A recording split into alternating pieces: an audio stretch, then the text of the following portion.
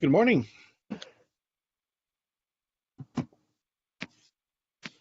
Hmm. Either you're on mute or I've got some audio stuff happening. Let me check. I'm on mute. That was my fault. Yay, technology. It works. I know. Every time I reboot, I end up having to go in and adjust different sliders for pulse audio and just kind of hope everything magically, gets into a state where it works right. We've almost reached MS-DOS levels of reliability. Um, hey, I've got a quick question. Where do I add an agenda topic? Is there an Oh, Etherpad? Something I'm yes, missing? there absolutely is an Etherpad. Let me put it in the chat window here.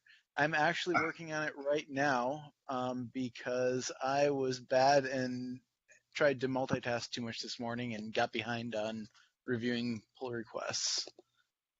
So I'm kind of wrapping up the new stuff now and have a whole bunch of old ones that I still need to go through this week. okay, cool. So let me see if I can find a spot.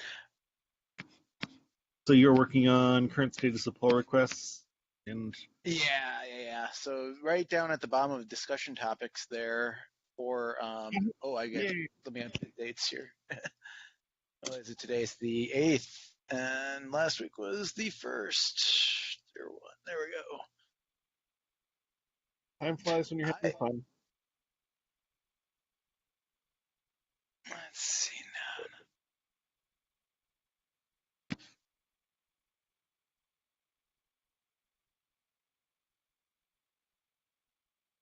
I should probably send out something to the mailing list about the perf meeting. I don't know that we're gonna get a whole lot of guys today. A bunch of folks are at the Scala DB conference and then migrating over to the RocksDB conference out in Ah, the Bay Area today. So I think it's going to be a little small. I think, yeah. I think generally as one heads into the November, December region of things, it gets tough to get everyone together all the time. Yeah, well, and in the Bay Area too, where a couple of folks are representing us over there, so I think it kind of people glommed on. Yeah, right. All right, let's see here. Oh, I'm behind on these. Where did my window go? Holy smokes!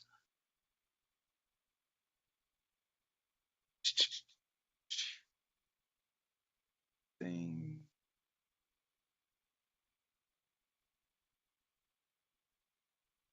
Oh.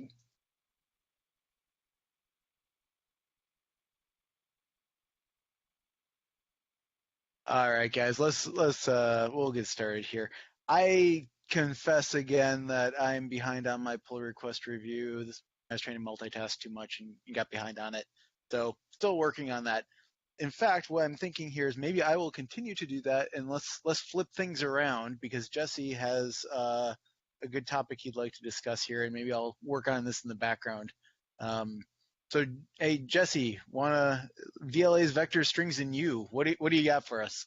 Sure. So, a couple times I've noticed that in Ceph and various places we've got I counted about looks like about 190 VLAs, and looking at them, I mean I can't read people's minds, but my bet is that most of them are probably fairly unintentional, or are things that could probably be replaced with vector, or in a lot of cases actually with stud string, if we are interested in doing so.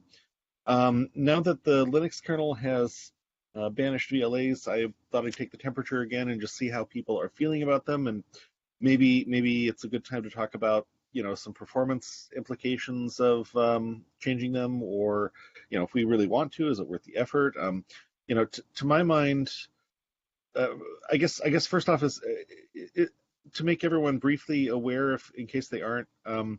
There's a C feature called a variable length array, and it basically allocates dynamically sized arrays on the stack. And this sounds wonderful, and it is pretty efficient, and so on and so forth. But unfortunately, there's no way to detect errors from set allocations. So this implies a bunch of things with, a relationship to security. You can cause buffer overruns and all kinds of fun with them. But also, and this is the one that always is a red flag with me. Um, the stack corruption caused by a failed VLA, your program can keep running for a long time before you ever see anything caused by that. And once your stack's been smashed, it can be really hard to find what actually caused it. So, my personal, and this isn't just me industry wide, but it may just be me here. I tend to prefer to squish them unless someone has left a comment or something saying, "Hi, I'm an expert and I'm doing something expert level here." My bet is because the syntax is so innocuous. A lot of times people are sort of writing them possibly even without realizing it. So let me kind of just ask the room, how do people feel about it? Do we want to look into strategies focusing on getting rid of these things?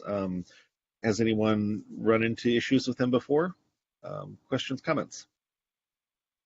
So not strictly VLA, but in RocksDB in the cache, we recently basically brought the whole RocksDB cache into Ceph so that we could implement the abstraction that they have and then kind of change things behind the scenes.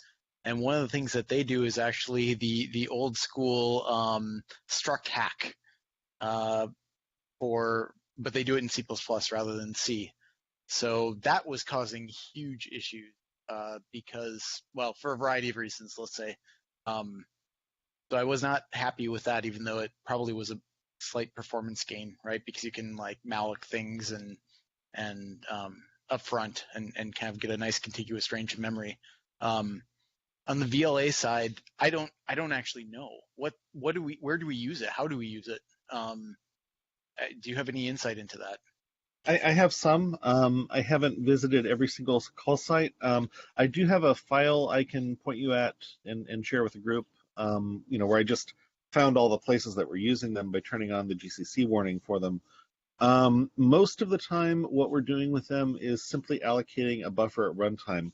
And a lot of that occurs in RGW or sometimes MGR or other places. We have them all over, really, but most of the usages probably actually are places where someone could have gotten away with using stud string, because there's a lot of functions where we're actually taking a stud string, converting it into a C string backed by a VLA, doing a bunch of operations on it, then creating a new C++ stud string and shipping it out, when there might be other patterns that could avoid that extra copy, for one thing, because it's probably that whole extra set of allocations is probably killing any advantage of using the VLA. I mean, when you go measure, you know, like vector versus VLA, for example, it's possible, and VLAs are a little faster, but it's not as far apart as you might think. So unless you're in a tight loop, and that's the situation I would watch for, is where someone's intentionally using these.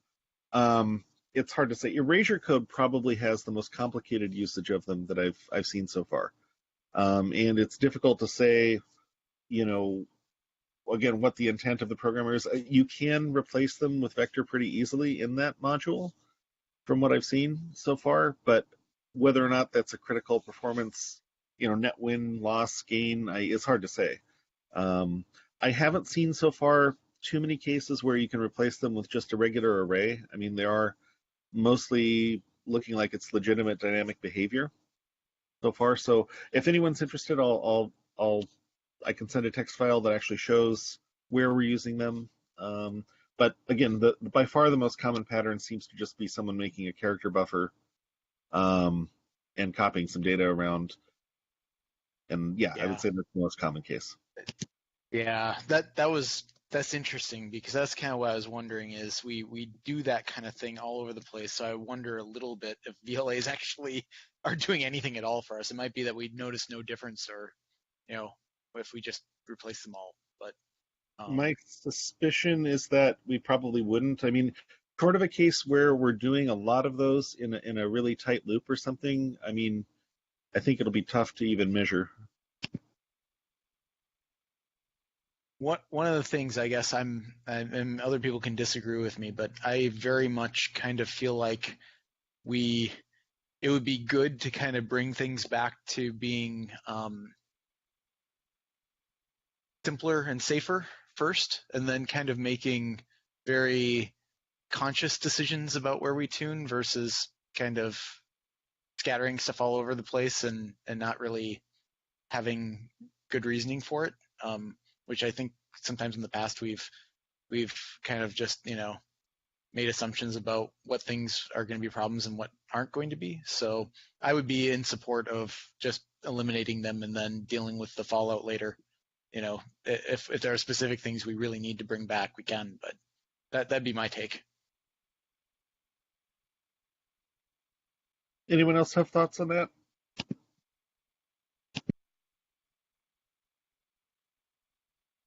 I'm just You curious. mentioned RGW. Sorry, go ahead, Radek. I'm just curious about the way we started using C++ extension to C++.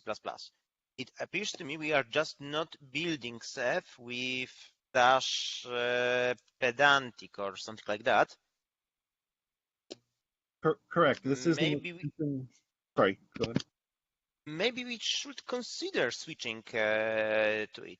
Of course, I guess there is a lot of other extensions being used, but maybe it's just good idea to start trying, just start verifying, getting the numbers of how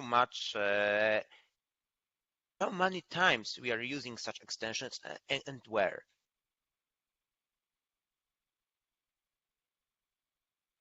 I mean, dash pedantic does enable some problematic kinds of things that can be pretty tough to deal with.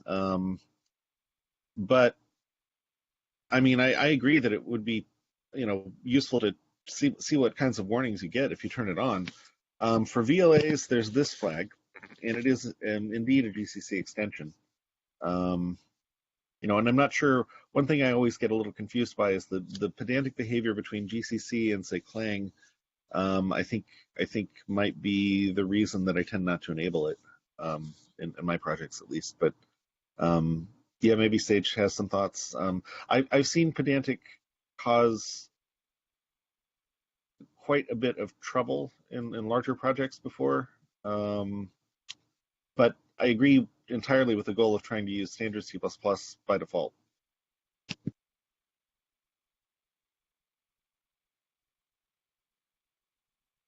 Hey, Matt joined.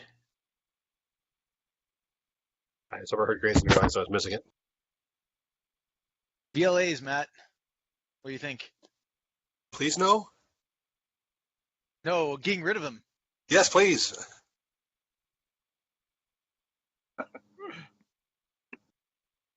So Jesse, you had mentioned RGW and how it's kind of taking existing strings and doing some C formatting in a VLA and then copying it back in. Now that C++ 17 has a standard string data function that's non-const, we can actually just do the manipulation on the string in place. So that's probably a really easy thing that we can replace anywhere that happens.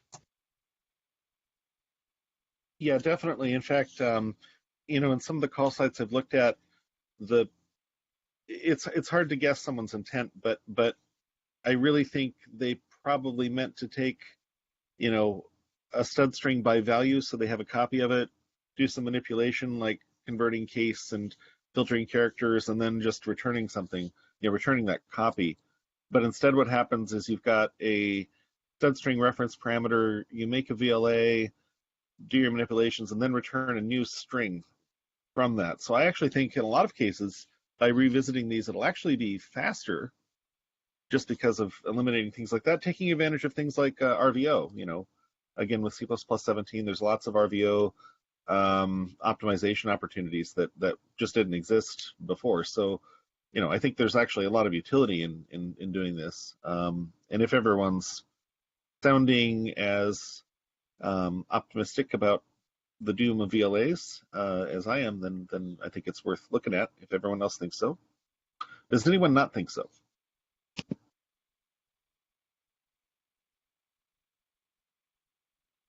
I don't think anyone on this call is probably gonna disagree with you.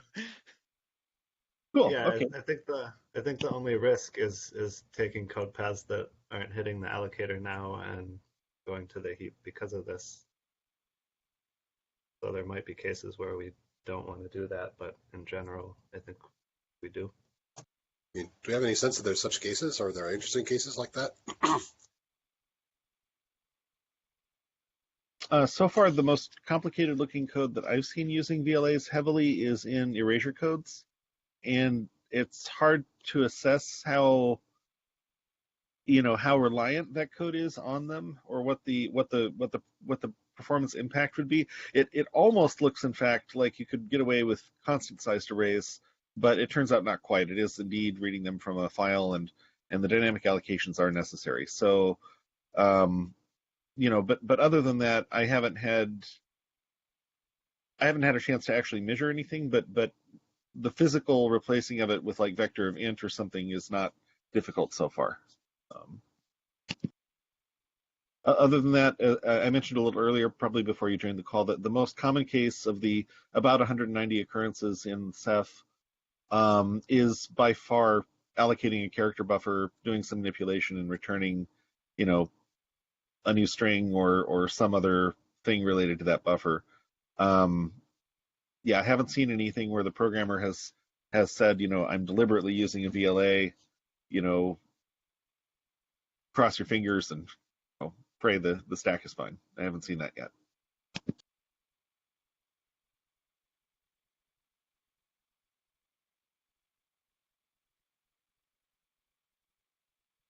That's all I've got on my end.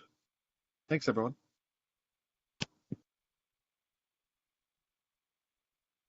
Cool. All right. I confess So, I just just real quick, Jesse, are you willing to take on the RGW string processing stuff as the low hanging fruit? I am happy to. I need to talk to the powers that be and make sure this is a blessed thing, but I believe that would be totally interesting to me. And even if we don't get them all at once, it is possible to do it incrementally. My personal goal would be to be able to turn the WVLA warning on. And again, most of these, maybe what I'll do is post to the list or something. Just like, here's a couple VLAs, here's a strategy for pushing them, and I'll check and see what the temperature's like on our end as well. Yeah, for some reason you don't want to, or you can't. Yeah, if you post your strategy, then we can certainly apply them to RGW. I didn't realize we had anything interesting, and I think if we have any, I think they're not interesting. But the eraser coding workload sound interesting. Someone will want to carefully bench that what we come up with, but for all I know, it could be better. Agreed. Yeah.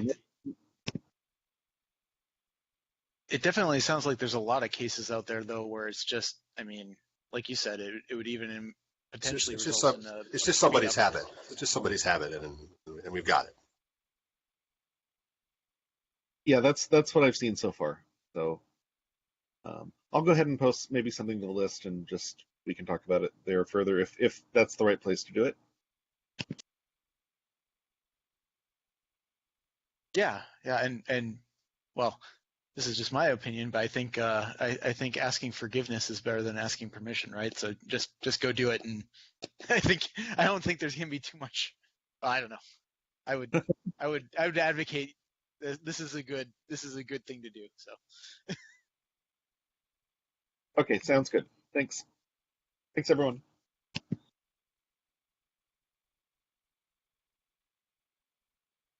All right. I made no more progress on PRs throughout this discussion than I had earlier, so I'll just go on it. There's a couple of new ones here. Radic, you've got this new introduced shortcut for reads over replicated pools. I confess I didn't look at it at all. Is there anything interesting going on there? At the moment, it's just very, very early WAP request. I made some benchmarks. I will post them. I will put them into the PR. However, what I can see is that it nicely exposes the bottlenecks we already had in OSD.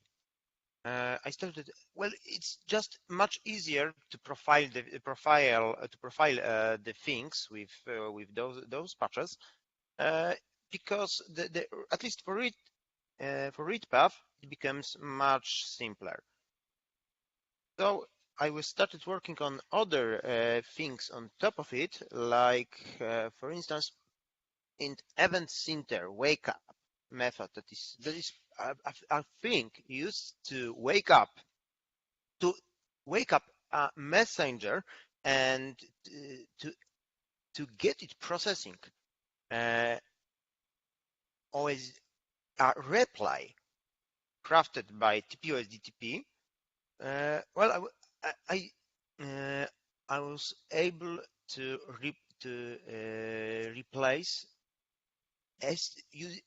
pipes with event FD there, seeing some more benefits. I think I will send it a separated PR. But at the moment, it's just work in progress, mostly focused on verifying the things for sister-based OSD.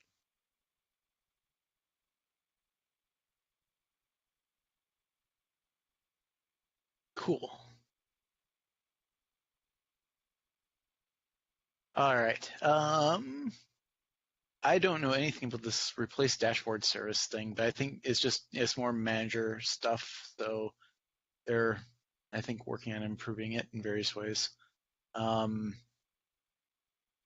looks like the hyper combined buffer lists are still kind of being updated, right, Radek? I hope I pushed changes that addresses all comments I get there. I would love see another round of review. Cool.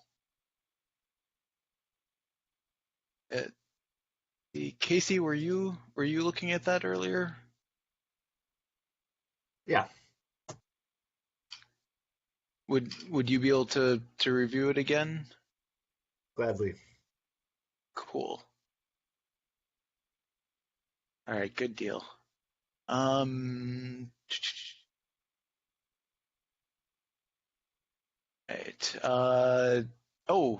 There's someone posted benchmarks for this kind of long-standing librd shared persistent read-only RBD cache.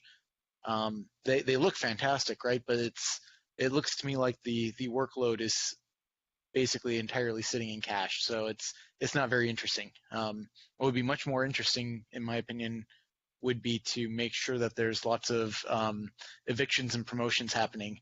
And then we'll really see what the behavior is like. Because if everything's just coming out of the cache, it's fine, but that's not where it's going to probably fail. So let's see what else. Adam's here. How's iObject going, Adam?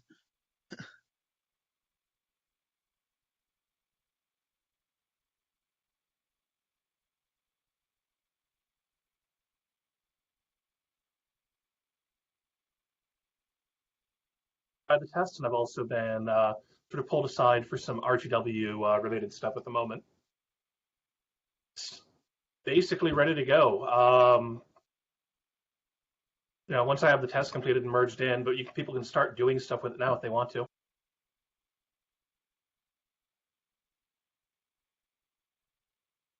Sorry, you were kind of cut off at the beginning, so I don't know if that was the case for other people or not. I only kind of heard maybe half of what you were saying. Can you hear me now? Yes. It is basically done. I am writing tests because everything needs tests. But apart from that, I've been pulled off a little bit on the side for some RGW stuff. But once I get the tests done, it should be mergeable. And, well, I mean, obviously we want to run it through QA first, but apart from that, once we get the tests done and merged, it should be usable, and people can start making plans to do stuff with it and all that stuff right now. What about Casey's comment about the scope of that lock? Have you seen that yet on his review? I have a fix for that. I just haven't pushed it yet. I was going through and doing a reorganization because I have a couple commits where I do something and then change it later on, and I was just cleaning those up, and I'm going to pull that lock fix in when I finish that rebase. Okay, cool.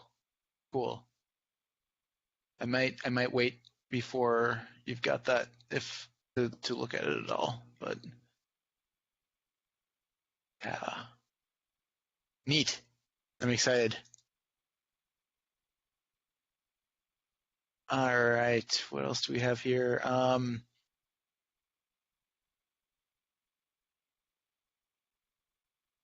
There's a whole bunch of stuff that I didn't get through to look at, but there are a couple of other ones that haven't seen movement. The adaptive throttle thing wasn't touched at all this week, but that'll be good to know about where that ends up. And then the IO throttler that Eric's looking at, doesn't look like there was anything new on that either. Yeah, and then sorry, there's a bunch of stuff I haven't looked at to see if it's updated yet or not, but I'll try to be on it more next week. I got really busy this morning. So I guess that's it for PR. Sorry. Anything else this week that folks would like to talk about?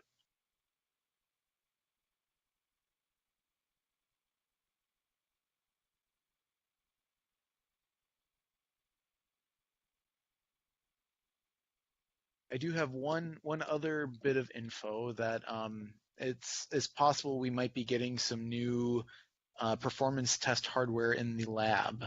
It's not definitive yet, but there's a chance that we might get some higher end hardware to test. So that's a little bit exciting. We might be able to get some more performance testing in on some more recent kind of higher end hardware. So we'll see how that goes. Not sure yet, but the good news is that it looks fairly hopeful. So yeah, that's basically it. Anything else folks want to talk about this week, or should we end early?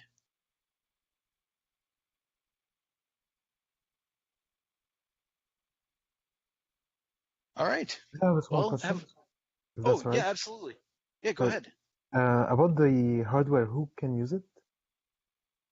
And as far as I'm aware, it will be donated to the Ceph Community Lab, which means that as long as you are have applied for access to the lab, then it will be kind of designated on a per user basis.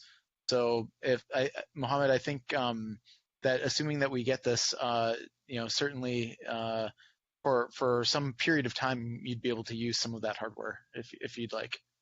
Cool, that'd be great. I'm asking for the tracing PR that I have open. It has been sitting there for a while, waiting to benchmark, but my hardware is currently broken. Okay, we do also have some. We do have existing test hardware in the lab as well, so it's possible that I can get you an allocation on some of that hardware to do those tests if you'd like. Cool, that'd be great. Yeah, I'll reach out to you by email. Sounds good. Okay. Yep. All right. Well, have a good week, guys. I'll see you next week. Thanks, everyone. Thanks, Mark. Yep. Bye. Thanks. See you. Bye.